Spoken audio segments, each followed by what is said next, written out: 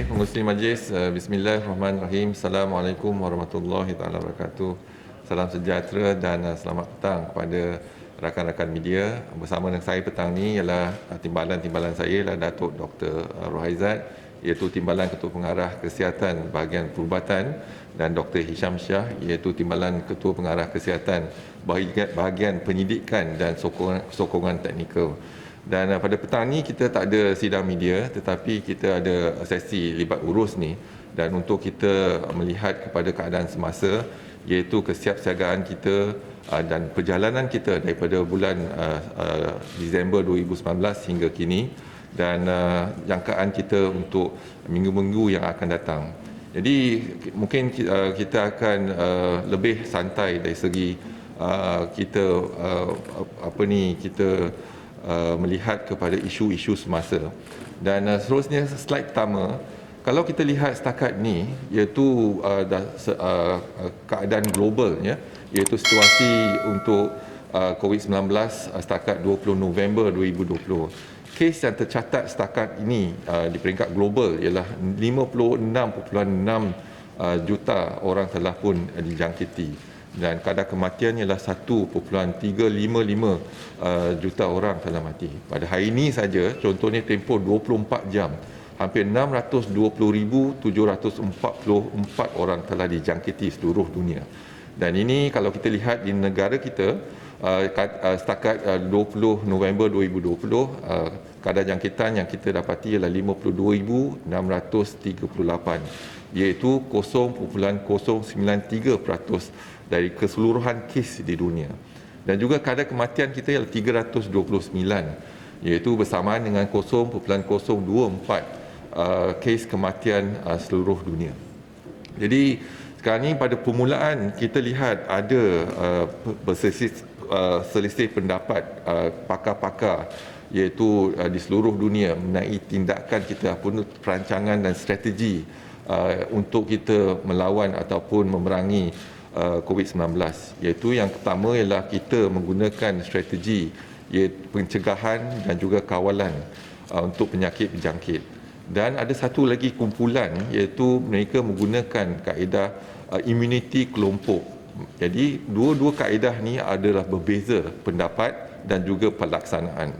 Pada kita, iaitu kita menggunakan kaedah kesihatan awam untuk mencegah dan juga mengawal daripada dijangkiti.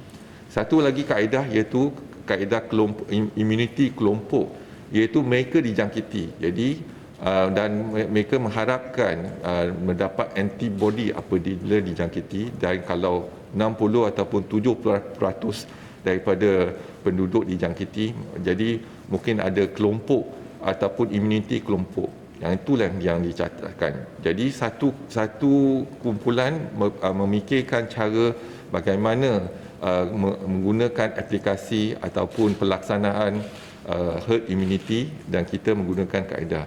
Jadi pada permulaannya tak ada siapa yang tahu siapa yang betul ataupun siapa yang salah. Tapi sekarang ni kita lihat dalam tempoh 10 bulan, negara Sweden contoh mengamalkan herd immunity approach telah mengaku kaedah tersebut tidak berjaya, dan ramai di kalangan penduduk mereka dijangkiti, dan juga kadar kematian pun meningkat. Dan ada negara-negara lain yang menggunakan kaedah tersebut telah pun memaklumkan bahawa kadar kematian dan juga kes-kes jangkitan meningkat, terutamanya kadar kematian di kalangan kumpulan rentan, orang berusia, ada penyakit jangkit, ada penyakit yang tidak berjangkit dan sebagainya meningkat. Dan kita menggunakan strategi iaitu pencegahan dan kawalan. Daripada peringkat awal lagi kita menggunakan strategi tersebut. Next slide please. Kalau kita lihat sekarang ni di negara kita, yang kita telah pun sediakan siap-siagaan kita bermula pada Disember 2019, dan pada 25 Januari kita telah catatkan kes yang pertama, iaitu gelombang pertama, iaitu daripada 25 Januari hingga ke 16 Februari. Kita ada 22 pesakit ketika itu. Lepas tu daripada 16 Februari untuk tempoh 11 hari kita tak ada pesakit langsung. Dan apabila kita masuk pada 27 Februari, kita bermulanya gelombang kedua. dan di mana kita dapati gelombang kedua adalah dijangkiti iaitu kumpulan-kumpulan kluster yang telah dikenal pasti. Contohnya kumpulan kluster Seri Petaling dan juga ada banyak kluster-kluster yang pulang dari luar negara ketika itu. Jadi tindakan kita iaitu gelombang kedua. Dan kita lihat terkini ialah gelombang ketiga, iaitu bermula pada 20 September hingga terkini sekarang ni gelombang ketiga. Jadi kita lihat sekarang ni kalau kita bandingkan kes-kes gelombang ketiga lebih dahsyat daripada gelombang kedua. Jadi tetapi kesiapsiagaan kita lebih baik di gelombang ketiga sebab kita dah belajar iaitu di gelombang kedua, iaitu di mana kita melihat kesiapsiagaan hospital kita, kesiapsiagaan makmal kita dan juga dengan ilmu yang kita ada ataupun maklumat yang kita perolehi iaitu dari tempoh 6 bulan telah membantu kita untuk kita melihat kepada bagaimana kita nak melaksanakan aktiviti-aktiviti kesihatan awam. Inilah keadaan semasa yang kita ada dan kita mula pada Disember 2019. Walaupun ketika tu kita tak ada lagi pesakit COVID-19, iaitu kes yang pertama dilaporkannya pada 25 Januari. Tetapi kesiapsiagaan kita, contohnya hospital, kita telah pun menambah baik iaitu melihat kepada hospital-hospital COVID. Kita ada 7 hospital COVID dan juga kita siapkan hospital-hospital kita untuk mengesan kes-kes yang positif. Dan pada 3 Januari kita melihat kepada genomic sequence yang telah dikeluarkan, dimaklumkan oleh negara China dan kita makmal IMR telah pun menggunakan genomic sequence tersebut untuk primekan makmal kita untuk mengesan kes-kes yang positif dan kita berjaya melihat kepada primer dan SOP dan melihat kepada bagaimana kita dapat mengesan dan kita terus melatih makmal-makmal kita di kerajaan, makmal-makmal kerajaan dan juga di swasta untuk kita memantapkan pengesanan. Pada ketika itu kita ada 23 makmal je, swasta dan juga di Kementerian Kesihatan dan universiti-universiti dan kita sekarang ni dah tingkatkan keupayaan makmal dan juga ketika itu juga kita lihat kepada keupayaan hospital dan juga peralatan-peralatan di hospital. Next slide. Jadi inilah tindakan kita Malaysia's approach to COVID-19. Jadi kita menggunakan kaedah pencegahan dan kawalan. Kita lihat kepada tindakan-tindakan kita iaitu tindakan kesihatan awam yang mana kita telah aktifkan ataupun kita mulakan tindakan kita melatih anggota-anggota kita, persiapsiagaan kita di peringkat kesihatan awam dan juga melibatkan ujian, pengesanan dan juga pengasingan dan seterusnya rawatan. Dan kita lihat kepada diagnostic and testing. Jadi ini satu yang penting kalau kita nak berperang, kalau kita tak nampak virus tersebut, macam mana kita nak mengesan. Jadi kalau kita ada alat-alat yang terkini untuk mengesan virus tersebut. Pada ketika peringkat awal kita menggunakan kaedah RT-PCR dan seterusnya kita menggunakan RTK antigen sebab kita ada kelemahan dari segi RT-PCR kerana kos yang tinggi sikit dan juga turnaround time ataupun masa yang dilaksanakan itu terhad, iaitu lebih kurang 6 hingga 7 jam untuk kita melaksanakan ujian tersebut. Dan juga kita telah menggunakan pakai RTK antigen bermula pada 6 Mei 2020, iaitu pada 1 April kita telah pun menguji RTK antigen di makmal IMR dan ketika itu sensitiviti ataupun ketepatan untuk ujian hanya menunjukkan 56%. Jadi kita tak boleh terima kalau 56% dan kita uji lebih banyak test kit yang telah dikemukakan dan pada 14 April kita dapati ujian RTK antigen ketepatan ataupun sensitiviti ialah 84.4%. Jadi bila 84.4% kita boleh gunakan RTK antigen sebab dia punya test dalam tempoh 45 minit dan juga turnaround time dia cepat, dia betul 45 minit dan kos dia lebih rendah dan kita boleh gunakan kaedah itu untuk saringan. Dan pada 6 Mei kita telah menjalankan iaitu ujian RTK antigen di hospital dan klinik-klinik kita yang ada biosafety cabinet. Jadi kalau dia ada biosafety cabinet, kita boleh laksanakan ujian. Termasuk di KLIA pada 6 Mei. Pada 16 Julai, kita juga menggunakan iaitu RTK antigen. Kita melihat kepada penilaian semula RTK antigen dan kita dapati ketepatan ataupun sensitiviti dah meningkat kepada 90%. Jadi bila dah meningkat pada 90%, dah banyak lagi RTK antigen kita telah beli dan perolehi dan juga kita mengguna pakai di negeri Sabah contohnya bila ada isu logistik menghantar sampel-sampel ke makmal untuk RT-PCR, tapi RT-PCR kita guna untuk kalau untuk confirmation, kalau baru kita gunakan RT-PCR. Dan jadi kita ada dua kaedah ujian iaitu RT-PCR dan RTK antigen. Dan sekarang ni kita di Kementerian Kesihatan kita menggunakan bukti-bukti, bukan hanya pendapat tapi bukti-bukti, dan kerjasama padu di Kementerian Kesihatan sendiri iaitu di makmal, di hospital, penyelidikan dan sebagainya sebagai satu unit, dan juga kita bekerjasama antara kementerian. Ini yang kita katakan whole government approach dan juga kita whole society approach, mendapatkan kerjasama daripada setiap individu dan rakyat Malaysia bersama untuk kita patuh kepada SOP dan sebagainya.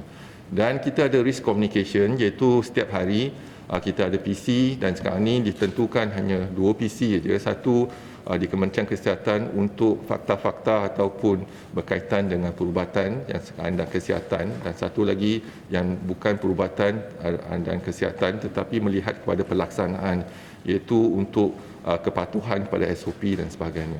Jadi dan hari pertama lagi kes-kes yang positif yang dikesan kita mengamalkan. Berbeza dengan negara lain, kita mengamalkan, kita masukkan kepada hospital. Dan kita dapati walaupun dia kes contohnya tak ada gejala ataupun gejala ringan, kita akan asingkan dan masukkan hospital.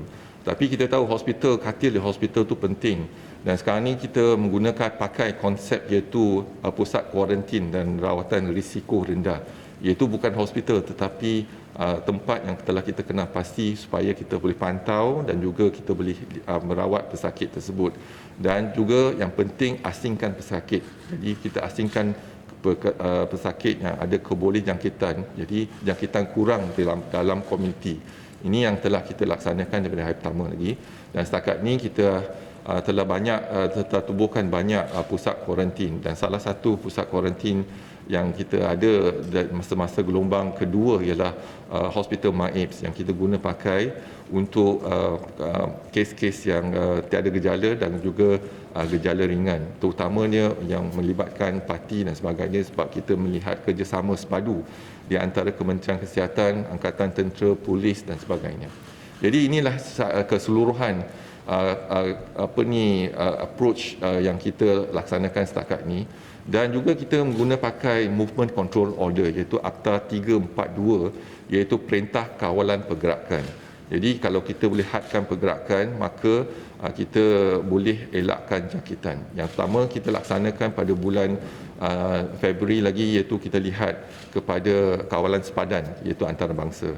Jadi yang kedua ialah kita lihat kawalan sempadan untuk jalan-jalan tikus contohnya. Jadi kita ada ops benteng yang dilaksanakan bersama oleh Eskom dan juga Angkatan Tentera Malaysia. Jadi untuk memastikan ops of benteng ni dapat kita pertahankan dan elakkan daripada mereka masuk ke negara kita. Yang ni tindakan ni berterusan. Dan kita lihat pada movement control order, kita ada peringkat. Next slide please.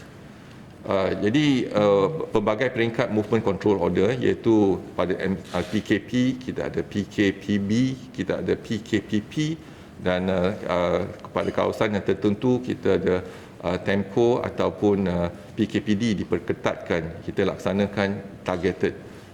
Yang kita lihat sekarang ni pada peringkat awal iaitu kesiapsiagaan kita bermula pada Disember 2019 dari segi makmal yang saya terangkan tadi, iaitu yang pertama paling penting makmal mesti membantu iaitu frontline untuk petugas-petugas kesihatan mengenal pasti virus tersebut.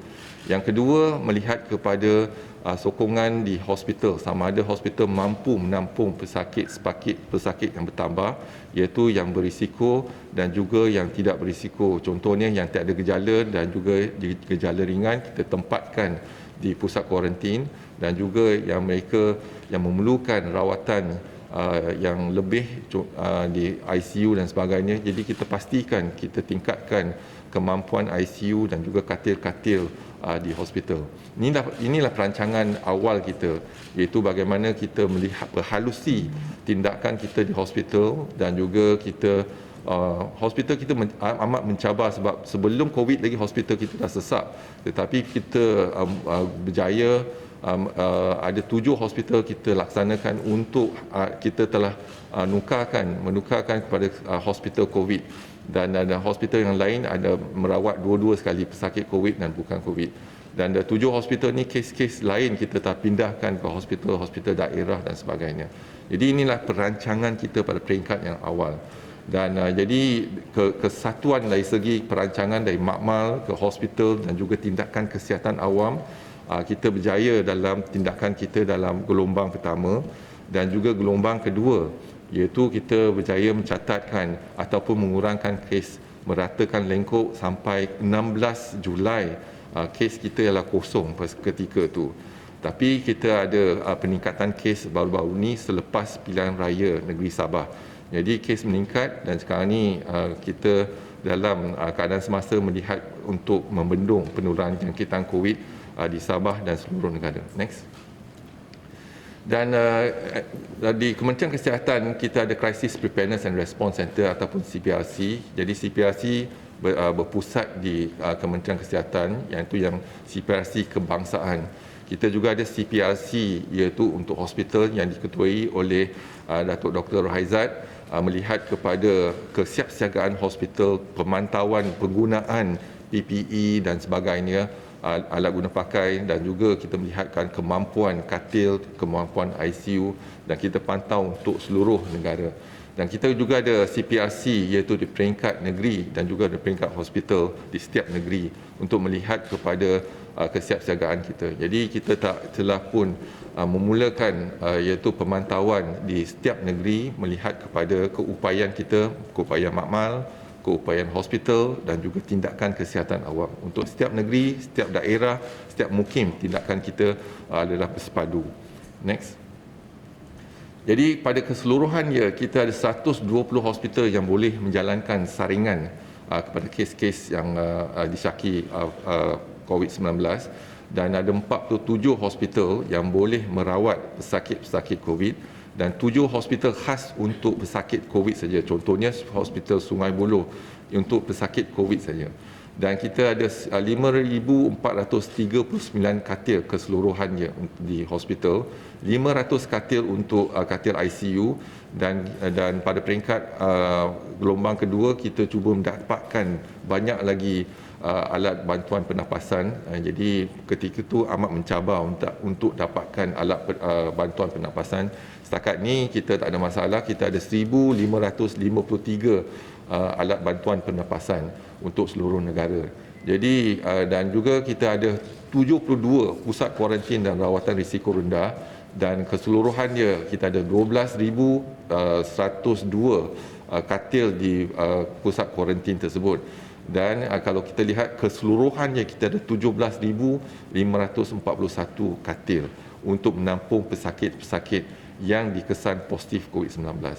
Dan makmal kita mula dengan 23 makmal. Hari ini kita ada 62 makmal. Kita mula dengan 1,000 ujian seharian.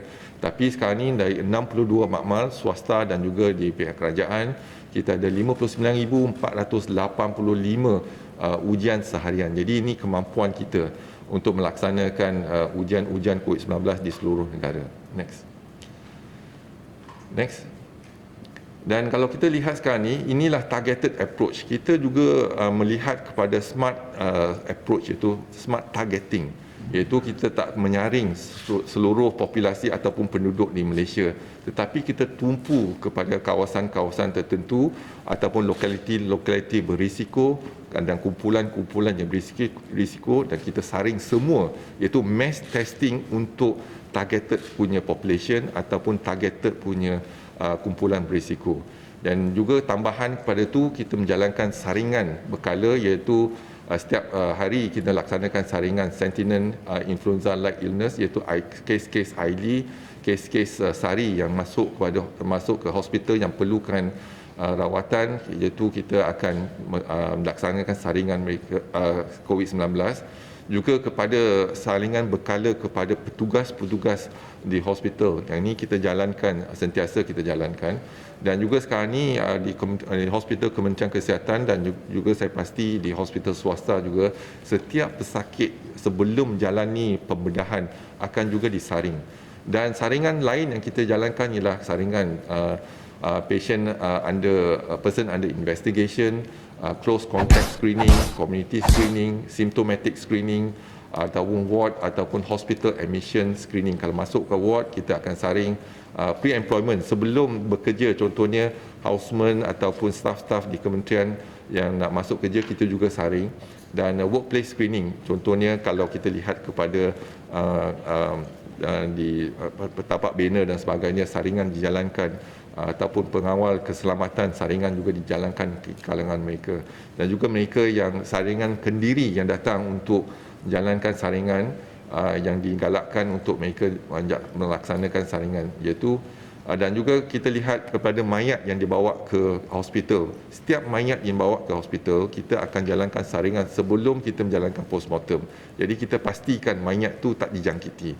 Kalau mayat tu dijangkiti, jadi boleh menjangkiti petugas-petugas dan juga dalam komuniti. Jadi kita akan menjalankan saringan kepada mayat. Kita dapati dalam kajian kita, walaupun kita lihat pada kulit mayat tersebut pun boleh menjangkiti. Ini adalah penting untuk kita menguruskan jenazah dan sebagainya. Dan juga kes-kes yang datang pada tempat yang berisiko tinggi, kita juga akan menjalankan saringan. Dan juga saringan targeted group, iaitu kalau kita lihat pada kluster-kluster yang tertentu, kalau kluster tersebut kita akan saring semua. Contohnya kluster Seri Petaling dulu. Jadi kita mengambil tempoh 100 hari untuk kita menamatkan kluster Seri Petaling. Dan mereka yang ada kaitan dengan kluster Seri Petaling, kita akan jalankan saringan termasuk di sekolah tahfiz, madrasah dan sebagainya. Dan juga di saringan healthcare workers, iaitu petugas kesihatan, dan juga kawasan yang kita TEMCO ataupun kita laksanakan EMCO di kawasan tersebut, kita akan saring sama ada orang tempatan, warga negara ataupun bukan warga negara, kita akan menjalankan saringan. Jadi kita punya saringan sekarang ni kita lihat bukan hanya targeted approach, tapi ialah mass screening, tapi lebih target kepada kumpulan tertentu dan jalankan saringan yang keseluruhan kepada tempat-tempat tersebut. Dan setakat ini kita lihat 2.49 juta individu telah pun disaring setakat 20 November 2020. Next. Dan walau ada banyak soalan sama ada saringan kita ni cukupi ataupun tidak. Jadi kita menggunakan data yang telah di Oxford Martin School yang telah dikeluarkan. Kita melihat kepada jumlah saringan kes untuk setiap 1,000 penduduk dan juga kadar positif. Kalau Malaysia sekarang ni, setakat ni kita ialah ujian yang kita laksanakan yang 76.4 ujian untuk 1,000 penduduk. Dan kes positif kita ialah 2%. Dan dibandingkan contohnya di negara Jepun, mereka menjalankan kurang daripada kita 24.85 ujian untuk setiap 1,000 penduduk, tetapi kadar positif dia 39. Dan kalau kita lihat di negeri Korea Selatan, iaitu kadar positif dia adalah 1.1, tetapi ujian yang dilaksanakan yang 55.11 untuk setiap 1,000 penduduk. Jadi kalau kita lihat untuk negara US contohnya, mereka menjalankan banyak saringan, iaitu 516 saringan ujian untuk setiap 1,000 penduduk, tetapi kadar positif dia juga tinggi. Jadi kalau kadar positif dia tinggi, maksudnya kita terpaksa menjalankan banyak lagi saringan untuk mengesan kes-kes dalam komuniti. Contohnya kita lihat iaitu di Sweden, ya. Sweden menggunakan iaitu immunity berkelompok, iaitu herd immunity approach. Jadi bila mereka dijangkiti, diharapkan orang yang telah dijangkiti pulih dan ada antibody, dan antibody itu boleh, kalau 70% penduduk ada antibody tersebut, boleh melindungi komuniti 30% yang lain. Tetapi mereka perlu melihat kepada kumpulan-kumpulan rentan untuk menjaga kumpulan rentan tidak dijangkiti. Tapi yang kita lihat sekarang ini, tindakan tersebut telah mengakibatkan ramai yang dijangkiti, dan juga bukan hanya kumpulan rentan yang berakhir dengan kematian, tetapi juga kumpulan-kumpulan yang berumur usia muda pun berakhir dengan kematian dan sebagainya. Jadi sekarang ni kita lihat Sweden contohnya melaksanakan 59.2% untuk setiap 1,000 penduduk, tetapi kadar positif adalah 11.7. Bermakna 59 ujian untuk setiap 1,000 penduduk tak mencukupi. Mereka kena melaksanakan lebih banyak lagi ujian tersebut. Jadi kita lihat pada ujian sekarang ni bukan hanya bergantung pada jumlah ujian, tetapi juga bergantung pada kes-kes yang positif dikesan. Contohnya kalau kita lihat di negara jiran kita, Thailand, ujian yang dijalankan ialah 17.4 ujian untuk setiap 1,000 penduduk. Tapi kadar positif hanya 0.3%. Jadi ini menunjukkan dah mencukupi. Tetapi kalau kadar positif dia ialah tinggi, tak mencukupi. Tapi bukan bergantung pada ujian kes saja, tetapi juga bergantung pada kadar positif yang dikesan. Inilah yang kita guna pakai yang untuk kita melihat perbandingan negara kita dengan negara yang lain. Next. Dan ini ujian RTK antigen. Jadi kita mula mengguna pakai RTK antigen ialah pada 6 Mei 2020. Iaitu di KLIA, juga di klinik-klinik kesihatan dan juga di hospital-hospital yang ada biosafety cabinet. Jadi kalau ada biosafety cabinet, sekarang ni kita tempatkan 3 biosafety cabinet di KLIA. Jadi kita boleh melaksanakan RTK antigen. Keistimewaan gunakan RTK antigen ialah kos dia adalah rendah dan juga dia turnaround time. Jadi keputusan yang kita boleh dapati ialah cepat, iaitu dalam tempoh 30 hingga 45 minit kita dapatkan keputusan sama ada positif ke tidak. Tapi isu dia ialah ketepatan tu yang isu. Iaitu sekarang ni pada 16 Julai kita dah dapati ketepatannya lah lebih kurang 90%. Jadi masih ada 10% yang kata positif, tetapi bila disahkan dengan PCR mungkin negatif dan sebagainya. Jadi kita ada 2-3 kes yang kita kesan begitu. Tapi kita kena terima pakai ini sebagai satu ujian saringan.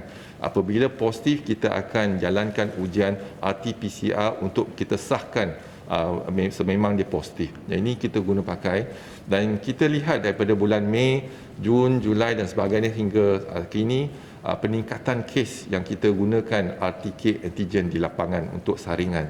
Jadi inilah yang kita sekarang ni WHO pun telah mengesyorkan penggunaan RTK antigen pada bulan September.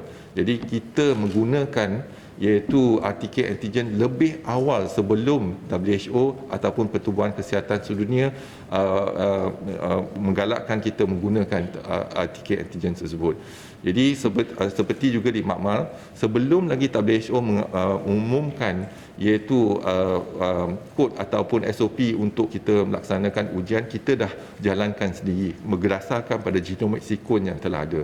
Jadi tindakan kita ialah tindakan yang awal sebelum cadangan ataupun cadangan diberikan oleh WHO. Jadi kita harapkan sekarang ni kita mengguna pakai RTK antigen untuk lapangan, iaitu kita gunakan untuk saringan, iaitu di negeri Sabah, dan juga sekarang ni kita akan guna pakai kaedah RTK antigen untuk kes-kes contohnya di tapak bena dan sebagainya. Jadi inilah yang telah kita cadangkan, dan penggunaan ini akan meningkat. Dan kita lihat peningkatan dia bulan Oktober dah meningkat, September juga, September dah mula meningkat, dengan Oktober, November, Disember kita akan dapatkan lebih banyak lagi RTK antigen untuk penggunaan tempatan. Next. Setakat ini lah kita gunakan 483,686 ujian, dan di negeri Sabah saja kita menggunakan 168,925 ujian RTK antigen. Jadi kita akan pertingkatkan ujian RTK antigen untuk saringan pekerja-pekerja dan sebagainya di lapangan. Next.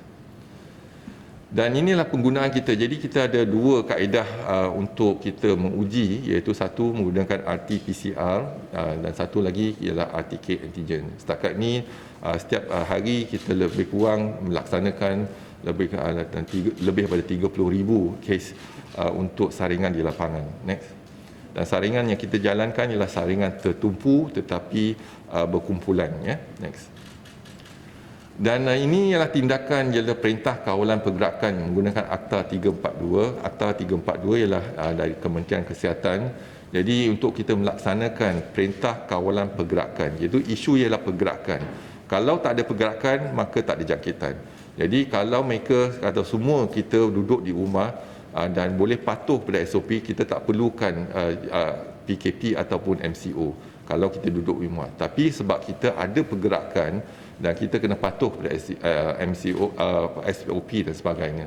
Jadi pada peringkat awal, iaitu pada bulan 18 Mac bulan 3, kita laksanakan MCO, total lockdown, iaitu kita melaksanakan 2 minggu dan kita lihat kesannya dan tindakan kita daripada pengalaman kita, kita berjaya meratakan lengkok walaupun ketika itu kluster Sri Petaling telah pun balik ke kampung masing-masing dan penularan kecantikan COVID-19 telah pun berlaku dan juga mereka yang kembali dari luar negara.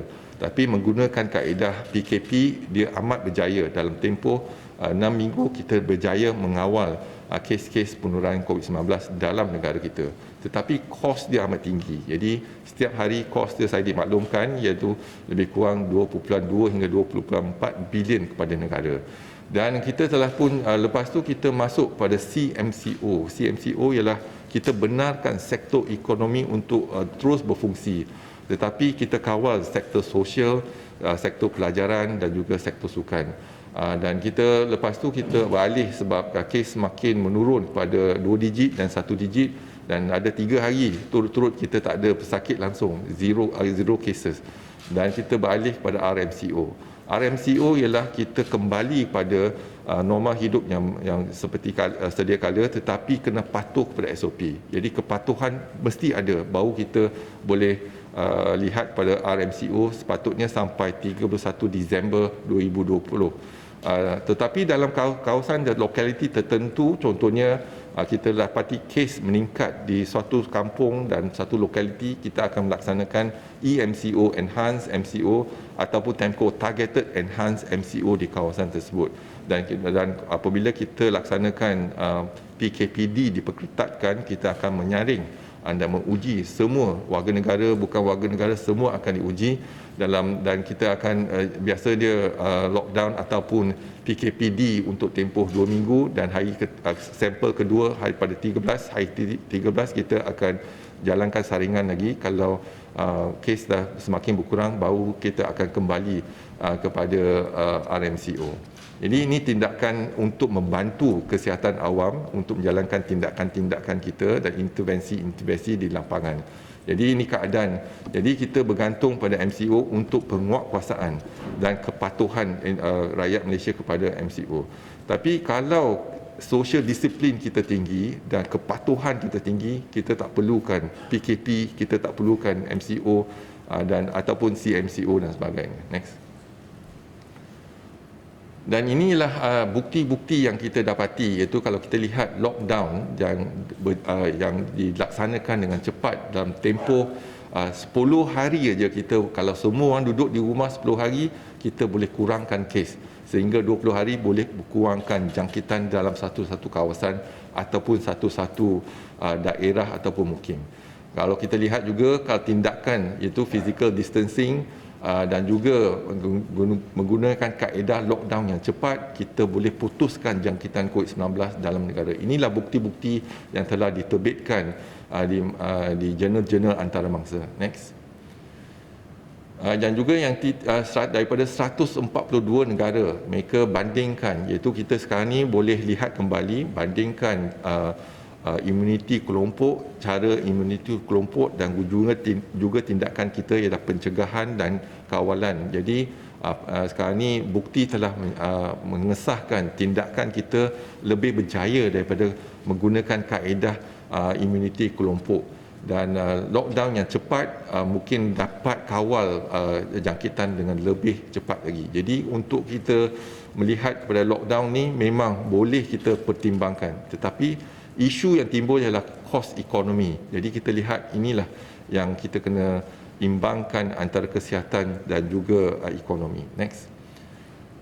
Dan kalau kita lihat di Malaysia, iaitu MCO ataupun PKP berjaya menurunkan kes meningkat secara mendadak. Contohnya JP Morgan pada 14 April telah menjangkakan kita mendapat 6,300 kes. Tetapi dengan tindakan lockdown kita dan juga tindakan kesihatan awam, kita berjaya meratakan lengkok dengan lebih cepat, tak mencapai pun 6,300.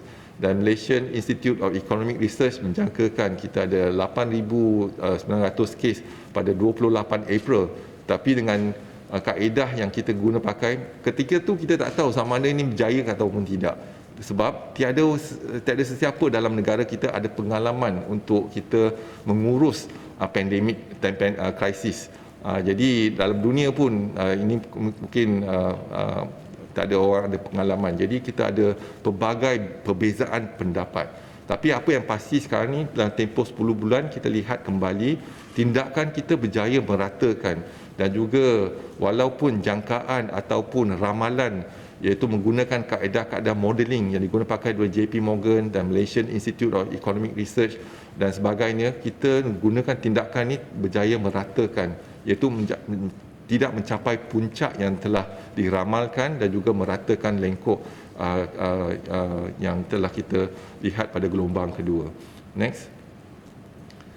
Dan juga during the lockdown, the transmission dynamics of COVID-19 depleted at a rate of 4.7% each day. Berarti setiap hari kalau kita lockdown untuk tempoh 14 hari, ialah setiap hari ialah 4.7% kita dapat kurangkan jangkitan dalam komuniti. Next.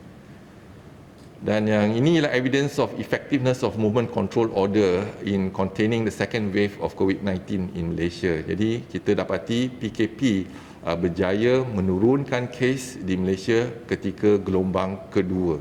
Dan inilah kita lihat pada sudut kesihatan saja yang boleh mengawal dan mencegah penularan jangkitan COVID-19 dan memutuskan jangkitan dalam negara kita. Tapi kita kena lihat pada sudut ekonomi juga. Next.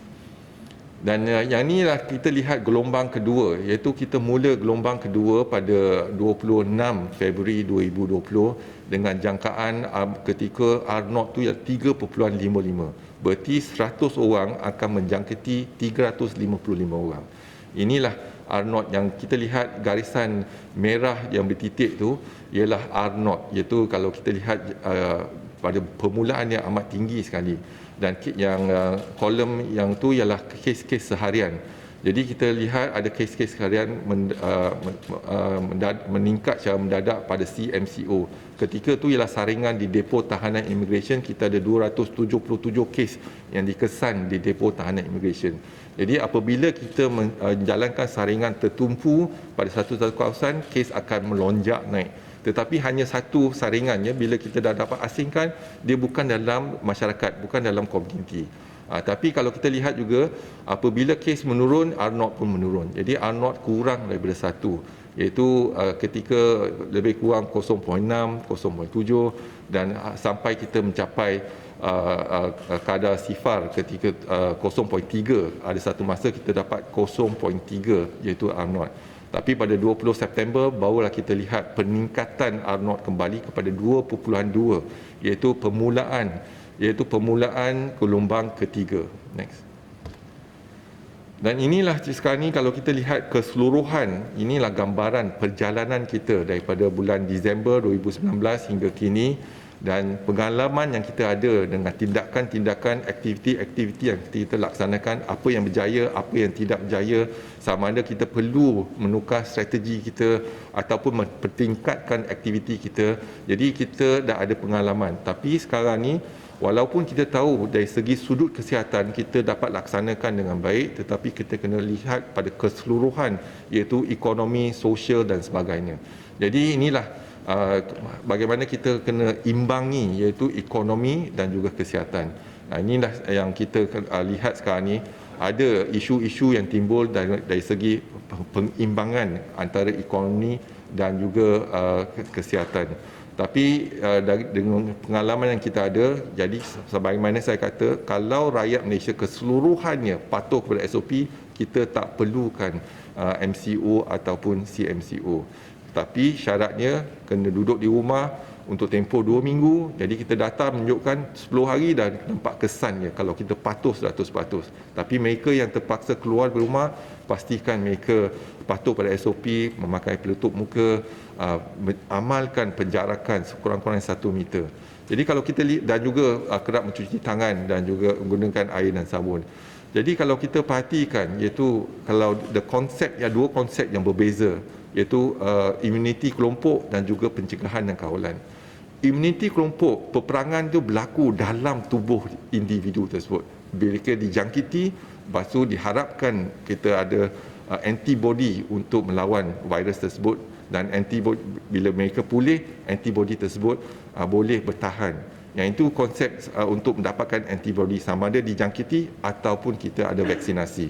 Tapi sekarang ni vaksin tak ada, tetapi kita menggunakan kelompok imuniti. Berjaya untuk penyakit-penyakit yang lain, tetapi virus ni adalah virus yang baru. Banyak yang kita tak tahu pasal virus ni. Kita tak tahu pada permulaan dia virus ni akan menyebabkan pembekuan darah contohnya. Kita tak tahu cara antibody respon, sama ada dia ada berkekalan tak. Jadi kita dah jalankan kajian, dan kajian sedang dijalankan sekarang ni, iaitu kajian yang awal kita jalankan. Mereka yang dah dijangkiti lepas 8 minggu, 3 bulan, antibody hanya tinggal 20% saja. Jadi tak mencukupi untuk menyokong konsep ataupun teori imuniti kelompok. Dan kita menggunakan pakai pencegahan dan juga kawalan, iaitu kita berperang dengan virus tersebut 1 meter. Jadi kita tak benarkan virus itu menjangkiti kita. Itu peperangan yang lebih bagus, iaitu kita tak benarkan virus menjangkiti individu. Itu dalam konsep yang kita guna pakai, iaitu kesihatan awam. Next.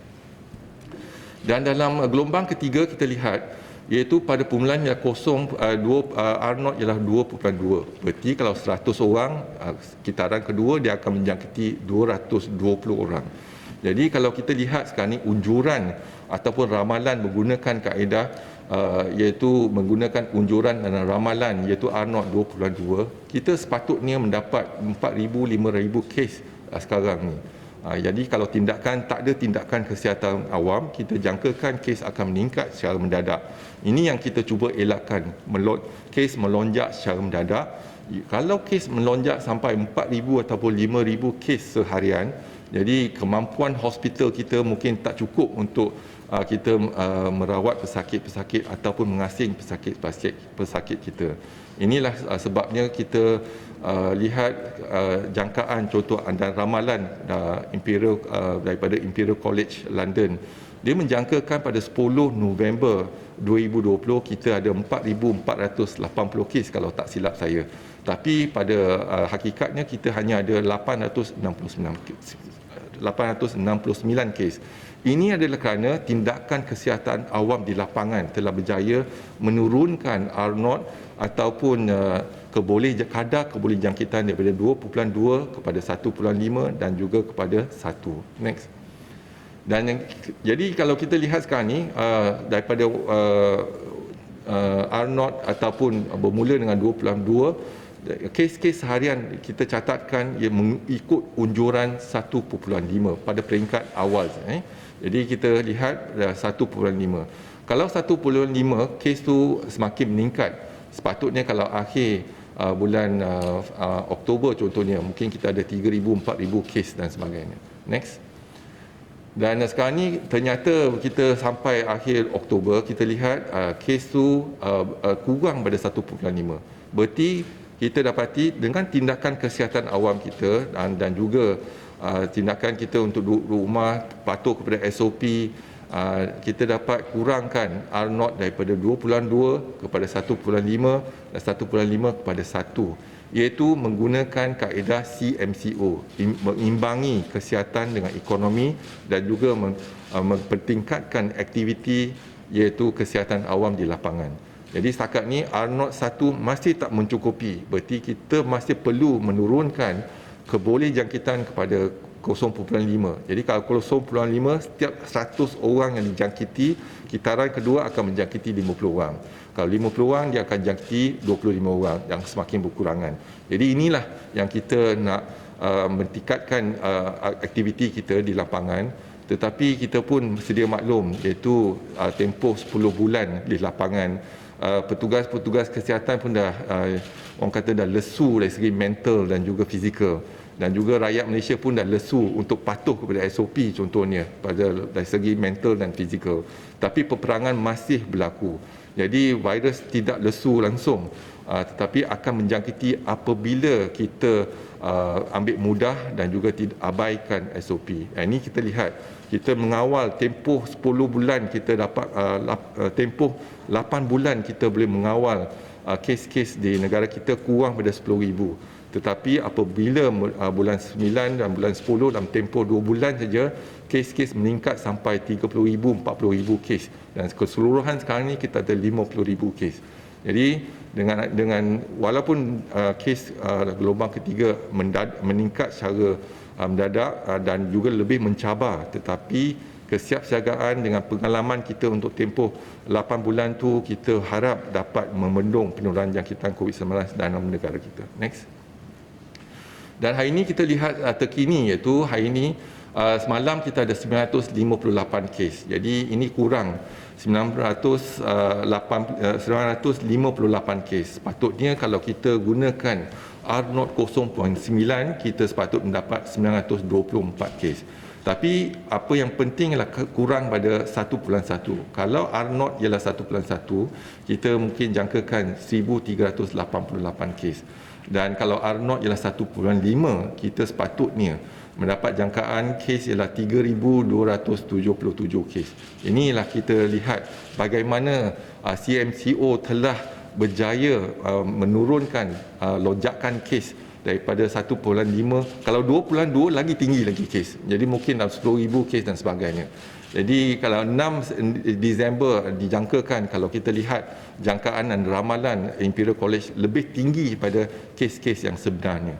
Tapi sekarang ni kalau kita lihat, kita menjangkaan ialah sekarang ni R0 kita lebih kurang 1, antara 1.1 dengan 0.9.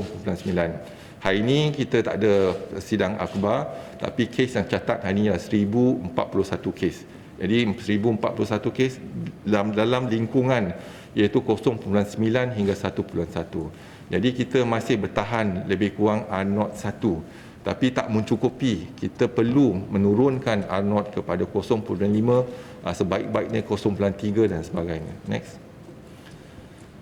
Dan ini kita lihat iaitu COVID-19 di Malaysia di antara warga negara dan bukan warga negara. Di peringkat iaitu gelombang kedua, kita lihat yang kuning tu ialah bukan warga negara, yang coklat tu ialah warga negara. Dan gelombang pertama kita juga ada lonjakan kes iaitu di depo tahanan immigration. Ada 2 kali lonjakan kes kat situ, dan ini adalah bukan warga negara, iaitu warna kuning, iaitu semasa CMCO. Jadi sekarang ni kita lihat gelombang ketiga, iaitu bukan warga negara juga ramai. Jadi kita sekarang ni tertumpu kepada bukan warga negara. Yang ini kan kita bimbangkan, contohnya di sektor-sektor pembinaan, sektor-sektor kilang, sektor-sektor pengawal keselamatan dan sebagainya. Kita sekarang ni melihat dengan kerjasama dengan Kementerian Sumber Manusia, melihat pada macam mana kita boleh memperketatkan, iaitu menjaga kebajikan dan juga ujian untuk pekerja-pekerja asing di lampangan. Next. Dan setakat ini kita juga menjalankan saringan kepada bukan warga negara, iaitu setakat ini lah saringan kita ialah 147,056 kes yang telah kita saring, dan kes yang positif ialah 15,271, dan 16 daripada kes tu dimasukkan ke ICU, dan kadar kematian ialah 51 bukan warga negara. Dan yang dapat lawatan setakat ni ialah 5,449 yang ditempatkan di pusat kuarantin dan juga di hospital Kementerian Kesihatan Malaysia. Next. Dan ini kewarganegaraan, iaitu kita lihat pada kluster dan sporadik. Jadi kalau kita lihat pada kluster, sporadik dan kluster lebih kurang 50%. Tapi kalau kita lihat pada kluster, Pekerja-pekerja asing adalah satu kluster di tapak bina, di kluster pengawal keselamatan. Jadi dia bergaul antara mereka. Jadi jangkitan ialah berlaku dalam kluster. Tetapi kita juga ada kluster untuk warga negara. Tapi kes-kes sporadik kebanyakan dia berlaku ialah di kalangan warga negara. Jadi yang bukan warga negara kurang sikit kalau lihat kepada kes-kes sporadik. Ini adalah kerana ada pergerakan penduduk dari satu tempat ke satu tempat dan jangkitan dikesan tetapi tak tahu asal dari mana. Ini adalah sporadik punya cases. Next. Yang ini yang menunjukkan iaitu daripada 1 September hingga 14 November 2020 kita dapati jangkitan sebab ada pergerakan penduduk pada satu daerah lain, satu negeri kepada satu negeri yang lain. Kita lihat kepada warna hitam, iaitu garisan warna hitam, iaitu jangkitan berlaku di negeri Sabah dan disusuli oleh penularan jangkitan di negeri Selangor, dan tempoh masa yang diambil ialah 21 hari, iaitu jangkaan yang kita lihat pada 21 hari akan berlaku penularan di satu-satu negeri kalau ada aktiviti merentas sempadan negeri. Dan ini adalah kerana tempoh inkubasi untuk virus tersebut ialah 2 minggu. Tapi kita lihat dalam seminggu lagi barulah kes meningkat di negeri tersebut. Jadi untuk mereka yang kembali dari negeri Sabah contohnya, 50% daripada mereka bermastautin di Lembah Kelang. Dan kita lihat 3 minggu selepas penularan di Sabah baru berlaku di negeri Selangor, dan lepas 3 minggu baru berlaku di negeri Sembilan. Jadi dalam tempoh 2 ataupun 3 minggu jangkitan akan bermula pada satu negeri ataupun kalau ada aktiviti merentas daerah dan aktiviti merentas negeri. Next. Nah, inilah keadaan pergerakan 14 hari taburan kes COVID-19 mengikut daerah. Jadi semalam telah pun dimaklumkan iaitu negeri Kelantan kita telah PKPB kan, sebab ada penilaian risiko menunjukkan jangkitan mungkin akan merebak di kawasan tersebut, dan sebab ada banyak pergerakan daripada daerah kepada daerah dan juga merentas negeri ke negeri Terengganu contohnya. Tapi PKPB telah disambung untuk negeri Perlis, negeri Pahang dan juga sekarang ini Terengganu dan Melaka dan juga Johor. Tetapi untuk Kedah, PKPB ditumpukan di kawasan iaitu lebih bersasar di kawasan daerah Kulim, dan juga di Johor ditumpukan di Kota Tinggi dan juga di Mersing. Dan kita akan pantau dalam tempoh 2 minggu perkembangan kes-kes di negeri lain. Ini tak bermakna tak ada kes, ada kes, tetapi kes yang dikesan tu dapat dikawal dengan baik. Ini yang kita bimbang, iaitu jangkitan adalah kalau dia jangkitan dalam tempoh yang singkat, berarti kita kebimbangan kita lebih tinggi. Jadi kita ada penilaian risiko. Untuk negeri contohnya kita lihat pada negeri Pulau Pinang, kes-kes semakin bertambah, iaitu di kilang-kilang dan juga sektor-sektor yang melibatkan kesihatan dan sebagainya. Tapi penduduk ataupun pekerja di negeri Pulau Pinang ramai yang duduk di negeri Kedah juga ada aktiviti merentas negeri. Tetapi ini kita benarkan, tapi kita kena lihat bagaimana kita dapat kawal, iaitu di kilang dan juga di daerah yang terlibat. Dan yang kedua kita lihat di Selangor memang amat mencabar sekali, walaupun tindakan yang awal iaitu pada 14 Oktober kita dah laksanakan PKPB. Kalau boleh kita nak laksanakan PKP ketika tu, tetapi kos yang amat tinggi sebab 40% ekonomi negara berada di dalam negeri Selangor. Jadi kita melaksanakan tindakan CMCO, tetapi masih ada pergerakan penduduk daripada satu daerah kepada daerah lain, satu negeri kepada negeri yang lain. Yang inilah kita bimbang. Kalau rakyat yang kembali ke negeri Sabah, kita saring. Dan kita saring, kalau negatif, kita kuarantinkan ke 14 hari. Tapi itu yang tempat yang berisiko, iaitu negeri Sabah. Tapi di negeri Selangor, adakah boleh kita jalankan saringan untuk semua yang keluar masuk Selangor dan juga kuarantinkan mereka kalau negatif 14 hari? Kita tak mampu laksanakan. Jadi inilah yang kita perlukan, kerjasama yang padu daripada setiap individu. Kalau boleh duduk di rumah, kalau terpaksa keluar patuh pada SOP. Thanks. Kalau di negeri Sabah kita lihat sekarang ni ada perkembangan baik, iaitu di pantai timur Sabah kes-kes semakin berkurangan, tetapi banyak kes-kes di pantai barat. Tapi setakat ni kita lihat kes-kes di negeri Sabah semakin stabil, iaitu pada hari ini pun kes itu kurang pada 350 lebih kes di negeri Sabah. Jadi dan juga kes-kes yang kita kenal pasti apabila ada lonjakan kes di negeri Sabah, ini adalah kerana kita menjalankan saringan di pusat tahanan sementara dan juga di penjara dan sebagainya. Sebagaimana dulu gelombang kedua kita ada lonjakan kes di depo tahanan immigration sampai kita ada 277 kes ketika CMCO. Dan negeri Sarawak pun banyak tempat yang hijau, jadi kita kena lihat bagaimana kita boleh lindungi daerah-daerah yang hijau. Bagaimana kita boleh lindungi negeri-negeri yang hijau. Inilah kita kena lihat kerjasama dengan kerajaan negeri dan juga dengan pejabat kesihatan negeri melihat kepada tindakan-tindakan kita untuk melindungi negeri-negeri yang hijau. Dan juga di Labuan ada peningkatan kes, tapi 2-3 hari yang lepas kita nampak kes pun dah berkurangan, iaitu kita menjalankan saringan tertumpu iaitu di Setinggan dan juga di kawasan jalan kluster tenaga, kluster Sagu King dan sebagainya. Jadi kita mendapati kes-kes di kalangan pendatang asing tanpa izin amat tinggi ketika itu. Jadi saringan sekarang ini pun hampir tamat dan kes dah mula dapat dikawal dengan baik. Next. Ini menunjukkan sekarang ni kalau kita lihat graf ini ialah pergerakan penduduk. Jadi kalau kita lihat akta kita iaitu akta PKP Perintah Kawalan Pergerakan. Jadi bila ada pergerakan maka ada jangkitan. Sebelum MCO kita lihat inilah pergerakan penduduk kita. Apabila kita jalankan MCO, pergerakan tu minima, iaitu untuk essential services saja kita benarkan ketika itu. Ekonomi pun kita tak benarkan. Tetapi lepas CMCO kita lihat peningkatan pergerakan, iaitu sektor ekonomi masih berfungsi. Lepas tu RMCO hampir kembali pada pergerakan macam sebelum MCO, iaitu pre-MCO.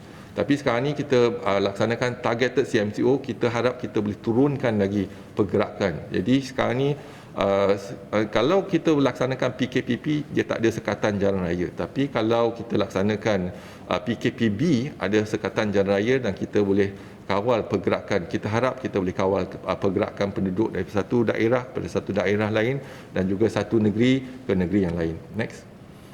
Dan kalau kita lihat ni pergerakan penduduk daripada 15 Februari hingga 13 November melihat kepada sebelum MCO, lepas tu MCO kita lihat MCO untuk pengangkutan iaitu transit di taman, di kedai runcit dan juga tempat kerja semua adalah berkurangan ketika itu. Itu sebab kita berjaya untuk meratakan ataupun landaikan lengkok ketika walaupun kita dicabar dengan penurunan di kluster Seri Petaling dan juga yang mereka balik pada luar negara. Tapi kita berjaya melandaikan curve dalam tempoh 6 minggu.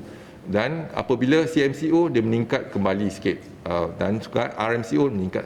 Jadi trend yang ni kita nampak masih ada pergerakan penduduk daripada satu daerah pada daerah lain dan satu negeri ke negeri yang lain ketika CMCO. Tapi apa yang kita hendak tegaskan kat sini ialah patuh kepada SOP. Ini yang penting. Next. Dan setakat ini kita menggunakan kaedah untuk memantau pergerakan dan juga yang untuk kita pengesanan aktif kes-kes kalau dikesan positif. Kita menggunakan iaitu MySejahtera dan kita lihat setakat ini 24 juta individu telah pun daftar dengan MySejahtera. Dan untuk perniagaan tempat pendaftaran perniagaan ialah 1.18 juta telah daftar dan mereka yang menggunakan iaitu jumlah kumulatif check-in yang kita dapati seharian ataupun kumulatif adalah 1.47 bilion yang 1.74 bilion yang telah digunakan. Dan apa yang kita gunakan kaedah ni adalah untuk membantu Kementerian Kesihatan untuk kita mengesan kes-kes yang positif. Tapi